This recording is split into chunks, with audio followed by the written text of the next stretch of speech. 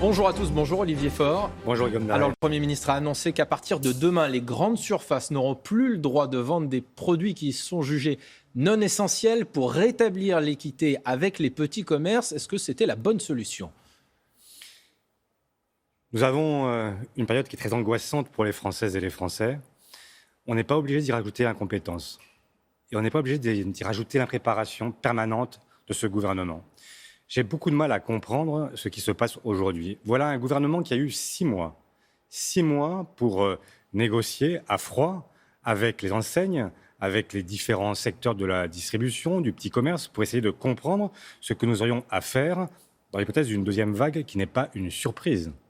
Tout le monde savait qu'il y aurait une seconde vague. Et là, on a le sentiment que jour après jour, on improvise des solutions sans que jamais rien ne soit pensé. Là, qu'est-ce qui se passe ? Vous venez de le dire. On a en fait des petits commerçants concurrencés par la grande distribution.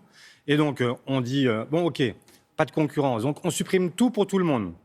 Et au bout du compte, on fait quoi ? On fait le bilan d'Amazon qui va pouvoir être la seule enseigne à continuer à vendre dans cette période de confinement. C'est insupportable parce que ce n'est absolument pas cohérent et personne ne peut le saisir. Donc il faut laisser ouvert dans les grandes surfaces les rayons de produits jugés non essentiels. Qu'est-ce qui relève d'ailleurs d'un produit essentiel non essentiel ? Mais c'est la bonne question. Qu'est-ce qui est essentiel et qu'est-ce qui ne l'est pas ? Est-ce que vous avez des enfants en bas âge ? Et donc vous savez très bien que quand on change de saison, il faut regarder ce qu'on a encore et ce qu'on n'a plus. Donc, est-ce qu'un vêtement est essentiel ou ça ne l'est plus ? Est-ce que vous avez besoin d'un blouson demain matin pour votre fils qui va à l'école ?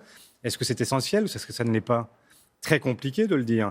De la même façon qu'il y a beaucoup de sujets. Moi, je considère que, par exemple, que le livre est un bien essentiel parce qu'il fait partie des œuvres de l'esprit, que nous sommes un pays qui défend ces heures-ci la liberté d'expression, la culture, et donc... Comment se fait-il qu'on considère que ces biens-là ne soient pas ? Vous demandez la réouverture des librairies, vous en parliez un instant ? Oui, moi je souhaite qu'on puisse les rouvrir, qu'on puisse leur donner la possibilité de continuer à répondre à leur vocation qui est de transmettre le savoir, la connaissance, la culture. Et ça n'est pas un bien comme les autres. En revanche, justement, ces petits commerces, eh bien, face à eux, Jean Castex, il reste inflexible. C'est certainement pas le moment de revenir sur les mesures annoncées. C'est beaucoup trop tôt, leur répond le Premier ministre. Je vois que le Premier ministre est très embarrassé, qu'il ne sait pas comment y répondre parce qu'il découvre les sujets les uns après les autres. Mais il pouvait...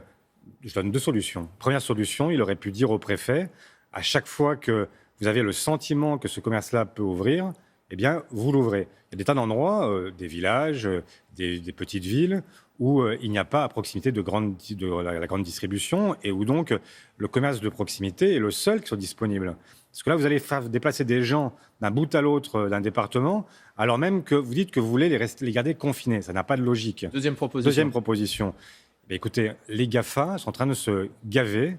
Et donc, je considère c'est que... Google, Amazon, les grandes plateformes numériques. Les grandes plateformes numériques. Et donc, vous vous rendez compte qu'Amazon a multiplié ses bénéfices par 3 dans la période du confinement. Qu'est-ce que vous proposez ? Je propose qu'il y ait une taxe exceptionnelle sur les GAFA qui permette justement d'aller abonder un fonds de solidarité en faveur de ceux qui sont obligés de fermer aujourd'hui. Est-ce que vous soutenez les maires qui prennent des arrêtés pour autoriser l'ouverture des commerces en totale contradiction avec les mesures de confinement ?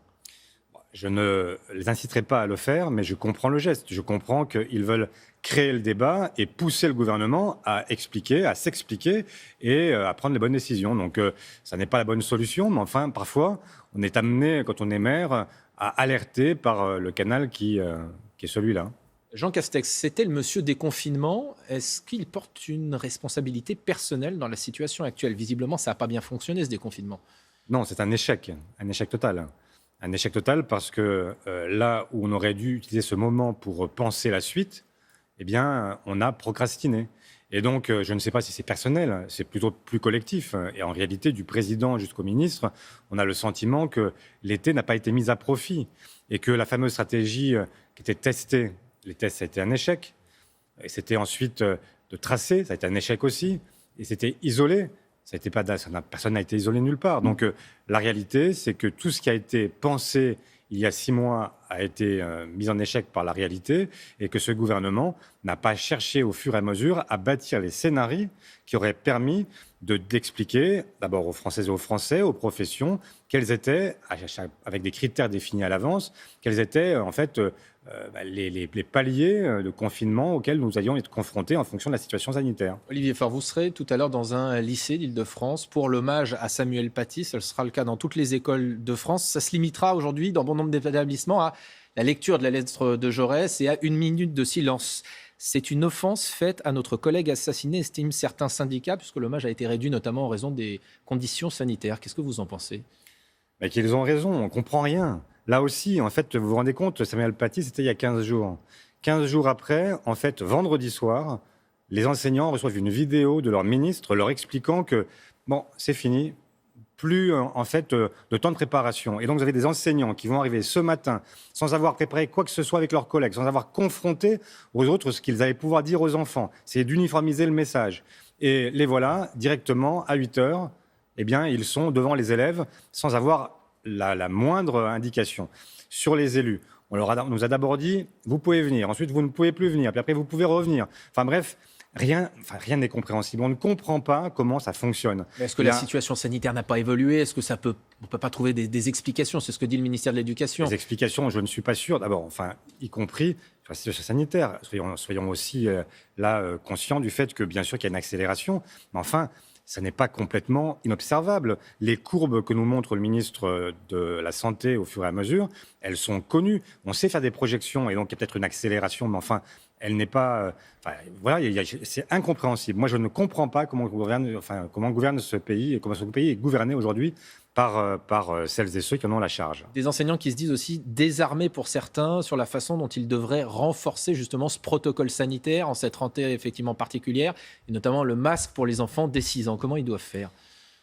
D'abord, cette question du masque pour les enfants de 6 ans, c'est une vraie question. Moi, je ne sais pas, je comprends que cette décision a été prise, mais j'ai un enfant de 6 ans. Il y a 15 jours, on lui dit qu'il n'a pas besoin de masque. 15 jours après, on lui dit d'en porter un. La première question qu'il nous pose, à ses parents, à sa mère et à moi, il nous dit « Pourquoi maintenant je dois porter un masque ?» Et puis, il entend à la télévision qu'on parle de beaucoup de morts. Donc, il se sent responsable, en fait, des morts qu'il y a aujourd'hui dans ce pays. Et puis, vous vous rendez compte que vous allez avoir des enfants qui vont désormais ne plus observer leurs propres congénères, qui ne vont pas pouvoir continuer à voir le sourire de leurs camarades, ne pas pouvoir rire avec eux, etc. Le masque des 6 ans, il ne fallait pas le faire, d'après vous ? Je ne suis pas épidémiologiste, mais j'aimerais qu'on en évalue très vite les conséquences pour les enfants eux-mêmes sur le plan psychologique. Vous vous rendez compte de ce que ça représente pour un enfant que de porter un masque toute la journée et de ne plus avoir la possibilité d'entrer en contact avec ses propres camarades. C'est quand même c'est un vrai sujet. Et là, ça tombe du ciel. On ne sait pas pourquoi, on ne sait pas comment, on ne sait pas on ne sait pas comment ça va être évalué non plus. Donc, moi, je lis ce que disent les pédopsychiatres qui disent que c'est plutôt une erreur que de l'avoir considéré, alors même que les enfants sont considérés comme peu porteurs du virus. En revanche, pour les lycéens, là, on nous dit nouveau protocole sanitaire. Très bien. Mais enfin, comment vous faites à la cantine quand vous avez des effectifs qui sont d'un millier d'élèves ? Moi, je vois dans ma propre circonscription, on ne sait pas le faire. Très compliqué, en fait, et y compris avec des éducateurs à 35. Tout ça n'est pas très, très sérieux. Merci beaucoup, Olivier Faure, d'avoir été avec nous ce matin. C'est à vous, Laurent.